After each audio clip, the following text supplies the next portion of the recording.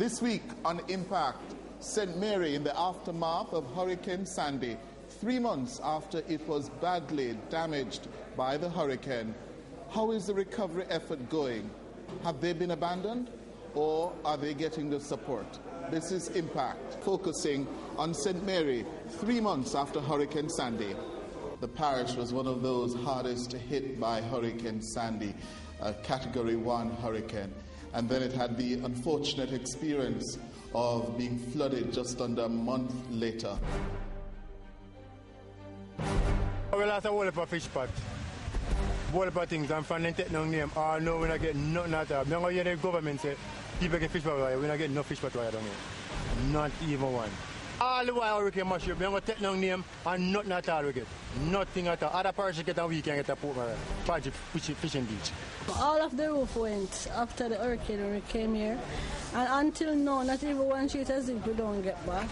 No, we only get 2 mattresses and a blanket, nothing more. And when the rain falls, the whole place is getting chaos again. Them got trust, the trust of the hardware, man. Let me tell you, so right now plenty of people don't owe all the hardware. So they want funds to pay about the hardware and all them things. They don't want work. Right, and now we can point everything from politicians, because we have to put our shoulder to the wheels and assist ourselves right and now as a nation, because that's what I think that. Everything a politician. Although a politician if they play a big role too. Sandy affect me really bad. No joke about it. My all stop gone, my bed, my shop, my shoes, my clothes, all heap of things going. I'm not lie about that. Water come in right through our stuff. We sign up so we're going to get mattress and food and money and a bag of things. No, we not get in a budget. Only thing some people get is money. And I know a whole heap of people get no money. Some get 60 pack, 30 pack and them something there. People are left on hilltop and nothing happen to them and get money. I know we not get no. Me sign up. Me got a post office this morning. They said no for Christina Robinson. How about me so? Then drop my paper pass. And for NIS me I go call they send me for check post office. I know we not get no same way. I want it. Me need it. On the beach and a really nice boss. Me I tell you the truth. You know, got enough breeze we pass through already and zing down with the sea and way. But I really like to move. So, the flooding and the water come 3 feet in there. And the machine cover all the way when they pan black and so, you know. And one over here so I mash up so now get the sort out. The roof was half also. So we take the time and set back things together. Partly little help go on still, but and everybody get everything yet, you know. But help come along the way them say. So everybody can get one time. So we have to take the time and cooperate.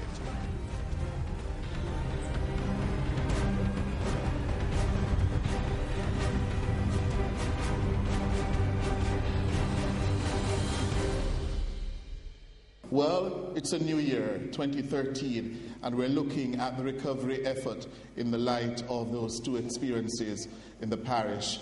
We have an august panel on the table here with me. Going to the far end, the man from JPS, he's Director of Operations for Eastern Jamaica, Omar Sweeney. JPS, the Light and Power people, very crucial. It's a cousin we don't like in the family. We also have from Jamaica, JP Tropical Foods. He is the general manager, David Martin, one of the biggest business establishments in the parish of St. Mary. They deal with banana and banana chips. We want to hear how it is going after the experience of Sandy. We should also identify the custos, the new custos of the parish, Mr. Jeffrey McKitty. He assumed duties only last Monday.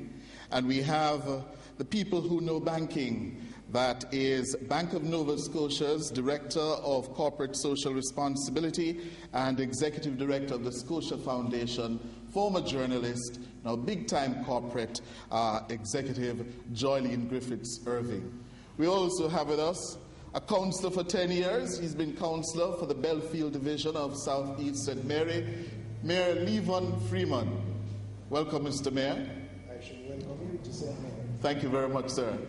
And we also have from Food for the Poor, one of their executives, Mr. Ron Burgess. Thanks, Mr. Burgess. And in the audience, we have a number of other political representatives, councillors, the former Custos, the SDC representatives, and some residents of the parish. We're going to be hearing from them in a little while. But Joylene Griffiths, in this post-Sandy recovery effort, what has BNS done to reach out to its people in St. Mary? I came down and we looked.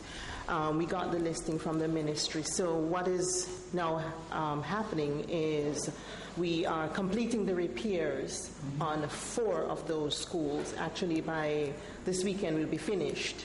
So these are primary schools? Primary.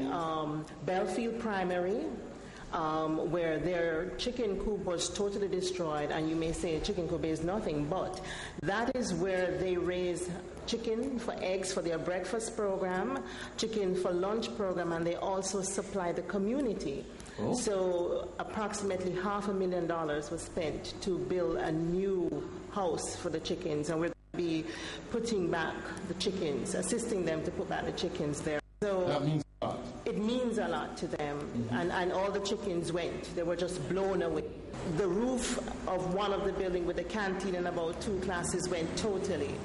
And the other school is over in Portland, which is Norwich. So it's a total of $8.1 million, but 5.1 is being spent in St. Mary to repair those 5 schools. So that's the largest. In fact, for the last 12 years of all the hurricanes we have had, this is the largest amount ever spent on schools. Omar Sweeney, JPS, yeah? Is the power back on in all the affected areas of St. Mary and Portland? Yes, since the 19th of November. We thought most of the damage occurred in Portland.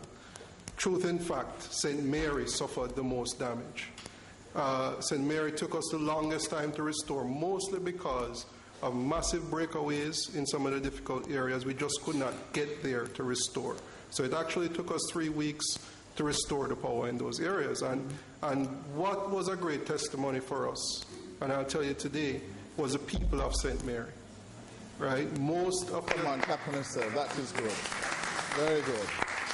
Very good. I'll tell you stories, Cliff, of where we went to areas and they said, when do you think we'll get it back? And we said, well, with all of that bushing we have to do in a week, the next morning we came back, it was done. Right? I'll tell you stories where we had breakaways and we needed help to hand carry poles across the breakaway because our trucks couldn't pass. Oh. Right? And I'm not talking paid labor. I'm talking about voluntarism and persons trying to build back their lives. And so for JPS, it's a great testimony. I'm glad we came here today. What I also wanted to say is we're in difficult times. And one of the things that, there's not much we can offer. Many companies are struggling. In building back, St. Mary, Port Maria especially got a double hit. There was the flooding a week after, which also affected our offices. But what we've been able to do is that where customers have been coming in, we have been working out payment arrangements because, much assistance has not come up front. And so enabled for them to manage their finances. We have been facilitating every single customer. And we have not disconnected a customer in St. Mary since Hurricane Sandy. Is that so? No. As long as I've been doing this job, JPS is one of the most condemned companies. So when people are saying that JPS has done such a fantastic job in St. Mary, full marks to you, Omar Sweeney, and the team of Kelly Tomlin at JPS. You have not disconnected one customer in St. Mary since Sandy struck on October 24. That's what you're saying? Yes, sir. However, I will add, that program, that didn't come by ourselves. I mean, we extended it to the end of the year, and it was through the representation that we were asked to extend it for another month. And so that will go until the end of January.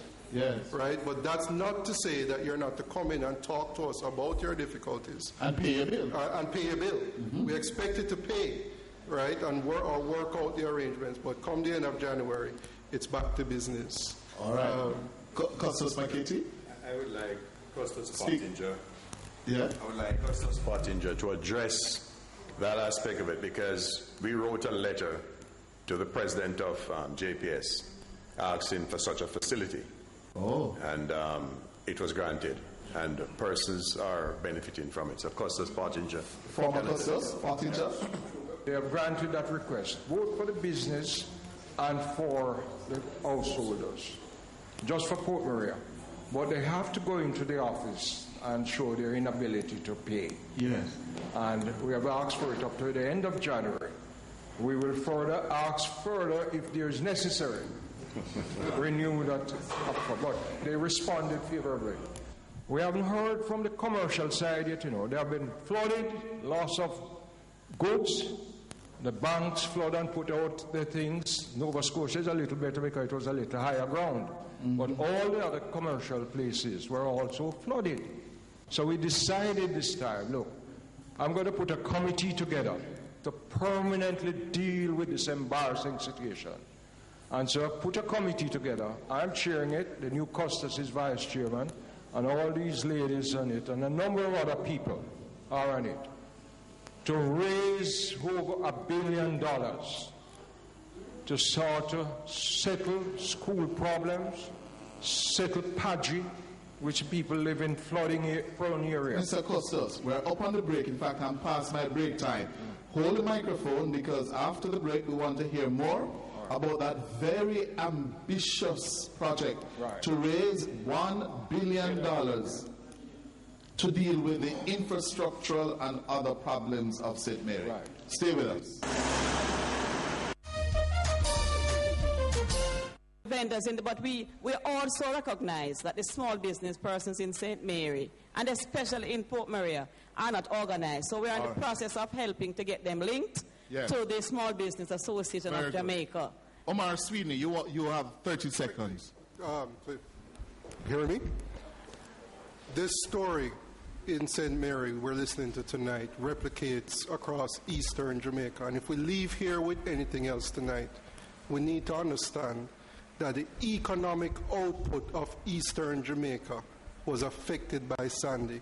The agricultural contribution of eastern Jamaica to GDP, we know it, right? And you're an influential man. And when these fancy economists come on TV and start talking numbers, this is what we're talking about here. Where, yes, there are some problems in the system, but we have to ensure that scarce resources are used to rebuild the lives of the persons affected. We're out of time. The time has come and gone. We could go on for another hour easily. But we have to say thanks very much to all of you for participating. Members of my panel, Mr. Sweeney, David Martin, Custos Makete, Joylene Griffiths-Irving of Scotiabank, Mayor Freeman, you have a lot of work to do. Up to the challenge. You're up to the challenge. Okay. Mr. Burgess, Ron Burgess of Food for the Poor, thank you very much for coming. We didn't get to Mr. Martins, we didn't get to the gentleman there, but we'll be back. Okay? That's our program for this week. Please do join us again, same time, same place, next week. Goodbye.